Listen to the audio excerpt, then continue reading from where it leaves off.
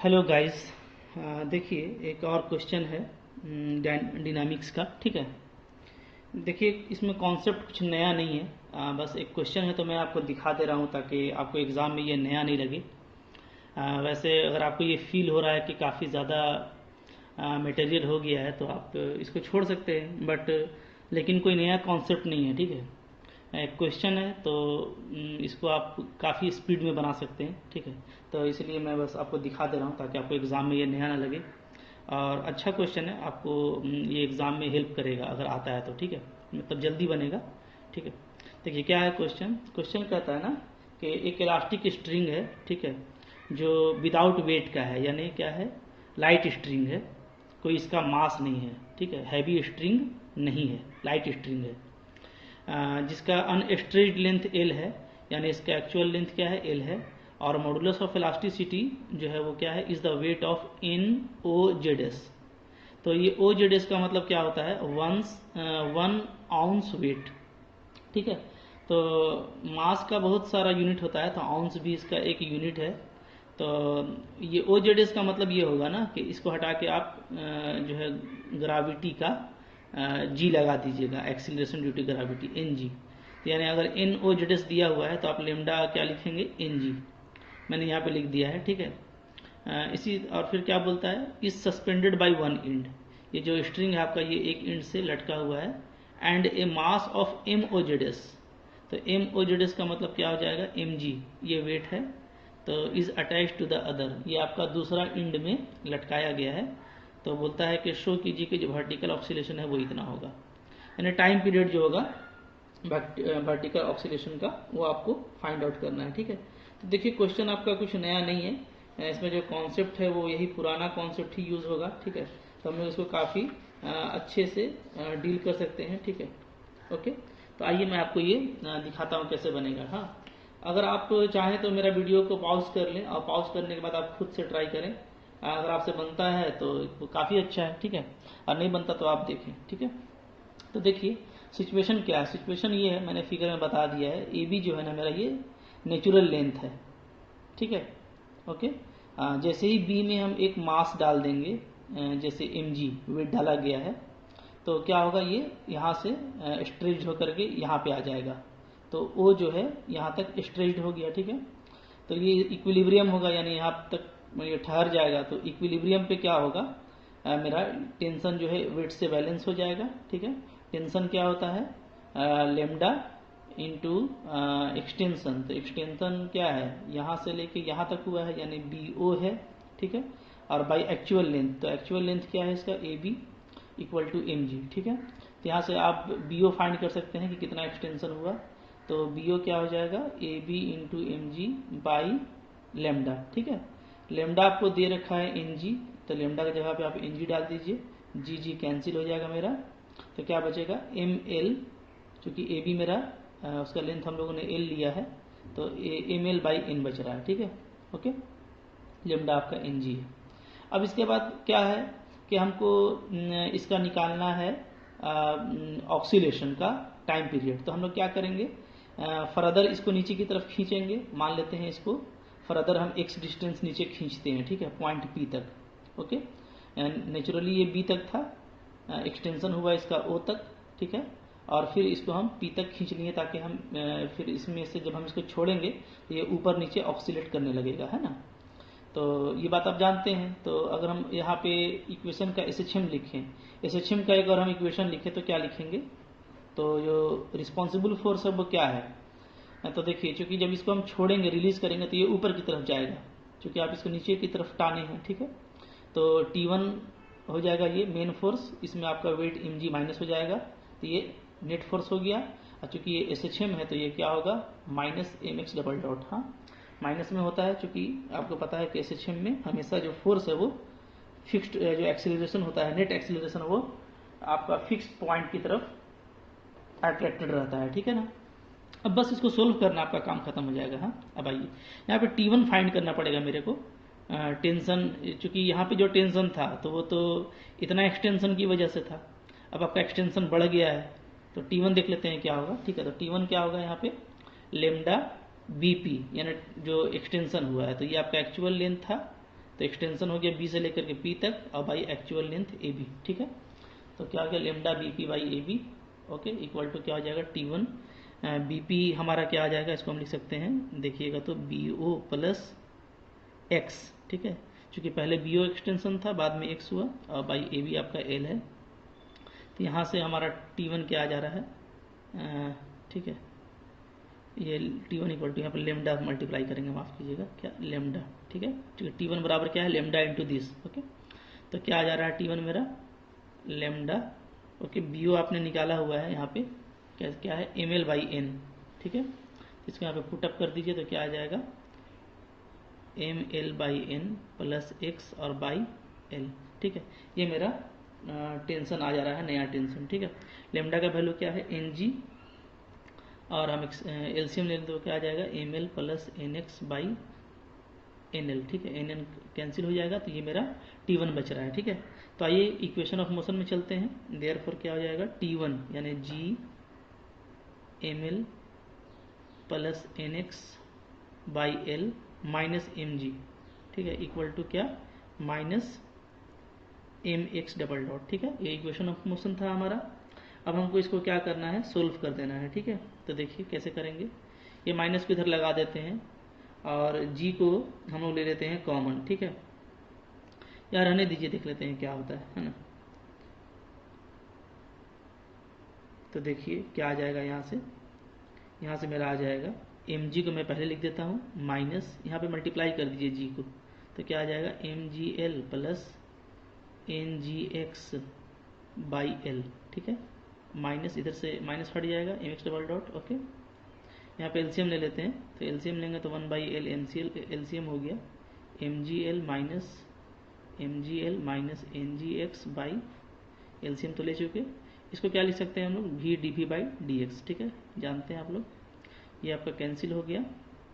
तो यहाँ से वी डी वी मेरा बच रहा है, ठीक है, और इधर जो बच रहा है वो बच रहा है आपका minus N G X by L, okay, M को भी नीचे ले आइए और डी एक्स, ठीक है, यही आ जाएगा। अगर हम थोड़ा सिंप्लीफाई कर दे तो क्लियर है। अब हम इसको क्या करेंगे इंटीग्रेट करेंगे, ठीक है।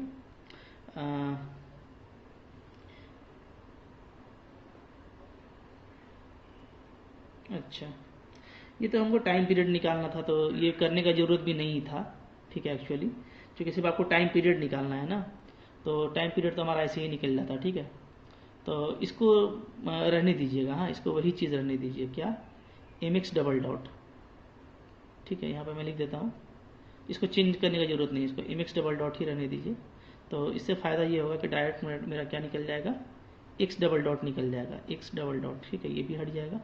तो क्या आ जा रहा है बताइए, आ जा रहा है आपका X double dot equal to minus, ठीक है, N G by M L X, आगे एस एच एम, ठीक है, यही मेरा एस एच एम को दिखलाता है, ओके। ये क्या है, ये है आपका सिंपल हार्मोनिक मोशन का इक्वेशन है, ठीक है, equation of simple harmonic motion, ठीक है। इसको आप कंपेयर कर सकते हैं किससे, X double dot equal to minus omega naught square X से, ठीक है। तो टाइम पीरियड क्या हो जाएगा, देखिए कितना छोटा क्वेश्चन था ये। तो टाइम पीरियड आपका हो जाएगा T equal to 2 pi by omega naught, ठीक है। अगर आप इससे कंपेयर करेंगे तो ओमेगा नॉट की जगह पे यही है, एक्चुअली ये स्क्वायर में होता है तो यहाँ पे हम लोग रूट लगा देंगे, ठीक है, और नीचे है तो क्या हो जाएगा उलट के लिखिएगा तो 2 pi under root M L by N G. देखिए कितना छोटा क्वेश्चन था, और ये क्वेश्चन अगर आपका नहीं देखा हुआ रहता तो एग्जाम में मिस होने का खतरा है, ठीक है, और काफ़ी इंपॉर्टेंट है। तो सिर्फ ये इसमें चेंजिंग जो है वो क्या है कि ये आउंस में दिया हुआ है, ओजेडएस का यूनिट में दिया हुआ है, ठीक है। तो आपको उसको समझ लेना है और ऐसे अप्लाई करेंगे तो आपका क्वेश्चन बहुत आसानी से बन जाएगा, ठीक है, ओके। आइए और क्वेश्चन देखते हैं किसी से जुड़ा हुआ। देखिए फिर एक क्वेश्चन है मेरे पास, क्या क्वेश्चन है देखिए, ठीक है, कॉन्सेप्ट वही है तो आप इसको लाइटली लीजिए, बस देख लीजिए। एक मास है, ठीक है, यूनिट 10 LBS दिया है, ठीक है। तो 10 LBS तो ये फुट पाउंड में दिया हुआ है, ठीक है ना। तो हम लोग बस इसको हटाएंगे और जी लगा देंगे, ये आप सिंपली याद रखिएगा, हाँ।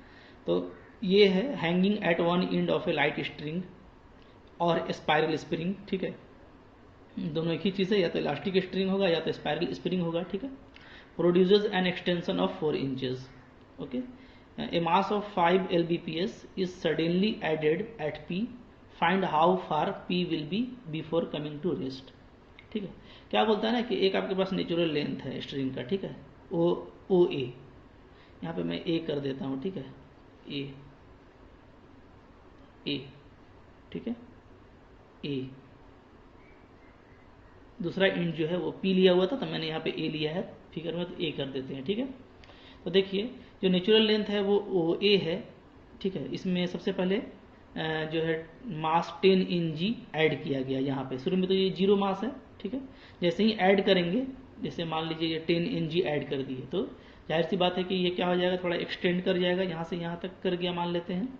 ठीक है, ए बी इसमें एक्सटेंशन हो गया। उसके बाद क्या बोलता है ना कि इस इंड पर एक और मास जोड़ दिया गया है 5 lbs यानी 5g। तो जब वो जुड़ जाएगा तो ये 10 से 5 ऐड कर दीजिएगा तो 15g हो जाएगा, तो 15g हो गया यहाँ पे। ठीक है, तो ये फिर से एक्सटेंड करेगा यहाँ से यहाँ तक, तो ये इक्विलिब्रियम में यहाँ पे टेंशन T होगा। और इसके यहाँ पे तो अब हम लोग क्या करेंगे, चूँकि हमको इसका इक्वेशन ऑफ मोशन निकालना है, तो इक्विलिब्रियम में तो टेंशन T1 होगा। ठीक है, ओके। और जब इक्विलिब्रियम से थोड़ा सा इसको और नीचे डिस्प्लेस करेंगे तो हम लोग वहाँ पे इक्वेशन ऑफ मोशन को लिखेंगे। ठीक है, क्लियर है। तो आइए देखते हैं यहाँ पे हम लोग ओके। तो देखिए मैंने यहाँ पे लिखा हुआ है, ये तो बस छोटा सा वो जो लिखा जाता है इंट्रो वो है। ठीक है, तो आइए हम लोग बात करते हैं in equilibrium at point B पर। जब पॉइंट बी पर 10 Ng की वजह से इतना एक्सटेंशन होगा तो टेंशन क्या मिलेगा। ठीक है, ये टेंशन हम लोग फाइंड आउट कर लेते हैं। ओके, तो ये मिलेगा आपका T इक्वल टू, ठीक है, क्या हो जाएगा 10G बैलेंस हो जाएगा। अच्छा, T क्या होता है, लेमडा इंटू एक्सटेंशन, एक्सटेंशन क्या है A B by actual length क्या है ओ ए इक्वल टू 10G। ठीक है, ओके। अच्छा, अब देखिए यहाँ पे ये हो गया आपका लैम्डा। ए बी कितना है, देखिए ए बी जो आपको दिया हुआ है ना एक्सटेंशन, वो आपका दिया हुआ है कि 4 इंच का एक्सटेंशन है, 4 इंचेस। ठीक है, इसको आप फीट में बदल दीजिए, तो आप इसको क्या कीजिए 12 से डिवाइड कर दीजिए, तो 4/12 यानी 1/3 ये फीट में आ जाएगा। ठीक है, क्योंकि हम लोग का जो ओ एल बी एस है वो फुट पाउंड का यूनिट है। ठीक है, तो फीट में ले लेंगे इसको भी, तो ए बी आपका 1/3 हो गया, तो 1/3 और ओ ए हम लोग का जो एक्चुअल लेंथ है वो एल है, तो 3L। ठीक है, इक्वल टू 10G। तो यहाँ से अगर आप देखें तो लेमडा बाई एल का वैल्यू क्या आ जाएगा, लेमडा बाई एल आ जाएगा आपका 30G। ठीक है, ओके, ये मेरा काम का चीज़ है, इसको रख लीजिए, क्लियर। अच्छा, अब चलिए हम लोग चलते हैं कि जब 10G में एक मास को ऐड कर दिया जाता है 5 lbs का यानी 5G का, ठीक है, तो ये फिर से B से C तक एक्सटेंड हो जाता है। ठीक है, तो आइए हम लोग यहाँ पे बात कर लेते हैं। ओके,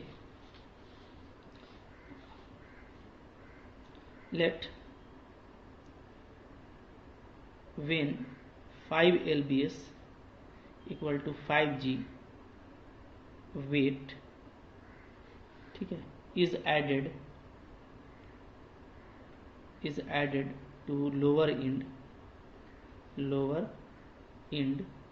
let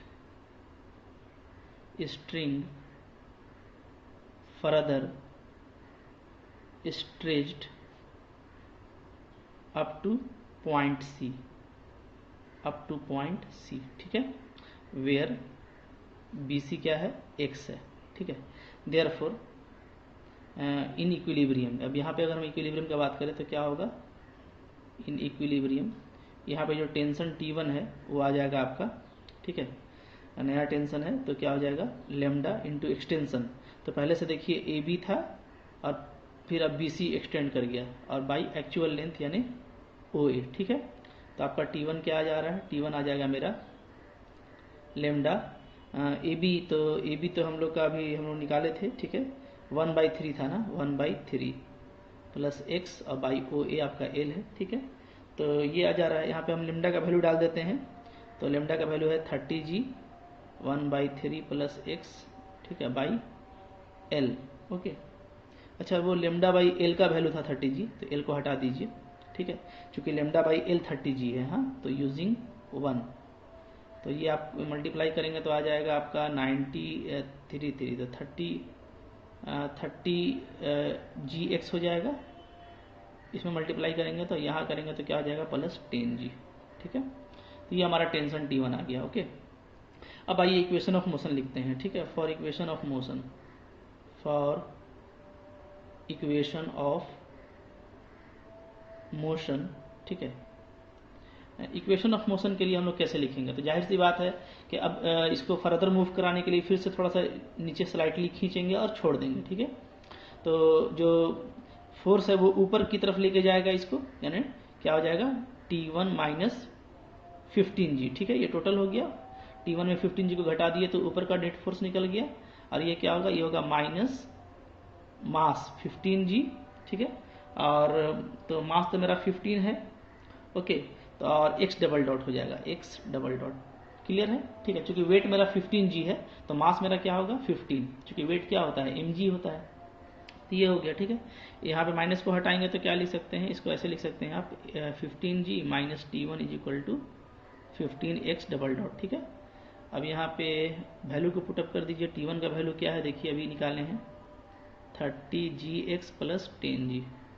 ठीक है, equal to 15x double dot. Okay, अब बस हमको कुछ करना नहीं है, इसी को हमको सोल्व कर देना है। और बोलता है कि कहाँ तक जाएगा, तो वेलोसिटी से काम कर लेंगे इसको। ठीक है, तो आइए देखिए इसके बाद क्या होगा, इसके बाद नेक्स्ट हो जाएगा ये। ठीक है, हम लोग इसको ऐसे लिख सकते हैं 15x double dot equal to, यहाँ पे क्या बचेगा बताइए, यहाँ पे बचेगा आपका 5g माइनस 30gx। ठीक है, अब इसको कैसे लिख सकते हैं, इसको देखिए लिख सकते हैं 15v D V by D X, X double dot को मालूम है आपको। ठीक है, इक्वल टू इधर है आपका 5g माइनस 30gx। ठीक है, अच्छा 5 को दोनों तरफ चाहे तो कैंसिल कर लेते हैं। ठीक है, या 15 को हटा दीजिए, क्या बचेगा बताइए, तो v D V equal to यहाँ पे आ जाएगा आपका 1/3g, 15 से डिवाइड कर दीजिए, और माइनस 2gx। ठीक है, और dx मेरा इधर चला आएगा। क्लियर है? अब यहाँ पे इंटीग्रेट कर दीजिए। हाँ, इंटीग्रेटिंग अगर इंटीग्रेट करेंगे तो क्या आएगा, वी डी वी का आ जाएगा आपका v²/2, और 1/3g तो कांस्टेंट है। ठीक है, तो g/3 आपका कांस्टेंट है, तो x का dx का x हो जाएगा, और माइनस यहाँ पे 2g कांस्टेंट है, x dx का x²/2। ठीक है, ये हो गया। ओके, क्लियर है? अच्छा, इसको यहाँ पे एक कांस्टेंट लगा देते हैं c, तो इसको ऐसे भी तो लिख सकते हैं ना, जैसे हम लोग चलिए ठीक है, इसको सोल्व कर लेते हैं, जो भी आएगा वहाँ से कर लेंगे। ठीक है, तो इसको इक्वेशन 2 कर लीजिए। अब यहाँ से हम लोग c का वैल्यू निकाल लेते हैं, c का वैल्यू क्या आएगा। ठीक है, तो लिखेंगे वेन, ठीक है, इसको हटाइए, जब x मेरा 0 है, x 0 का मतलब क्या है, जब ये पॉइंट b पर है तो इक्विलिब्रियम होगा, क्योंकि वहाँ तक तो कुछ हुआ नहीं था, एक मास फिर डाला गया, फिर खींचे हैं। ठीक है, तो जब हम लोग x को 0 लेंगे तो भी क्या हो जाएगा 0, क्योंकि वहाँ पे इक्विलिब्रियम था, कोई मोशन नहीं था। ठीक है, तो यहाँ x को 0 डालिए और v को 0, तो आपको c क्या आ जाएगा 2 इम्प्लाइज 2 से आपको c भी 0 मिल जा रहा है। ठीक है, तो c अगर 0 मिल जाता है तो डायरेक्ट हमको यहाँ से v मिल जाएगा। ठीक है, क्या लिखेंगे, आइए इधर थोड़ा सा कर लेते हैं। हेंस हमको क्या मिल जा रहा है, v²/2 इक्वल टू क्या आ जाएगा इक्वेशन 2 से g/3x gx/3 माइनस gx², 2 तो कैंसिल हो जाएगा। ठीक है, तो ये मेरा v² आ जा रहा है। ओके, अगर इसको थोड़ा और अच्छे से लिखा जाता है, ऐसे लिख सकते हैं v² इज इक्वल टू, ठीक है, क्या लिख देंगे, 2 को क्रॉस कर दीजिए तो हो जाएगा आपका 2, और बाई 3 को कॉमन ले लीजिए, और g तो क्या आ जाएगा अंदर में अच्छा x आ जाएगा, और माइनस आ जाएगा आपका, ठीक है, 3/2 आ जाएगा ना, 3/2x²। ठीक है, ऐसे लिख देंगे। ओके, क्लियर है? फिर जब मल्टीप्लाई कीजिएगा देखिए वही चीज़ आ जाएगा आपका। ठीक है, अच्छा अब देखिए यहाँ पे हम लोग का ये भी स्क्वायर आ गया। फिर से यहाँ पे बाउंड्री कंडीशन लगाते हैं। क्या बोल रहा था कि बोल रहा है कि आपका जो 15 LBS मास है, ठीक है, वो रेस्ट पर आ जाएगा। तो हम लोग लिखेंगे वेन मास 15 LBS, ठीक है, कम्स टू रेस्ट, जब वो रेस्ट पर आ जाएगा, ठीक है। तो रेस्ट पर कब आएगा? जब जितना वो उसका वेट है उतना वो ग्रेविटी में झूल जाएगा, तो वो रेस्ट पर आ जाएगा। तो वहाँ पे क्या हो जाएगा, आपका V0 हो जाएगा ना। तो V0 कर दीजिए, इसको आप इक्वेशन 3 ले लीजिए, ठीक है। देन V0 देयरफॉर 3 इम्प्लाइज, तो 3 से क्या आ जाएगा, 3 से आ जाएगा आपका 2/3G, ठीक है, ओके। और ये तो कांस्टेंट है मेरा, अंदर में है,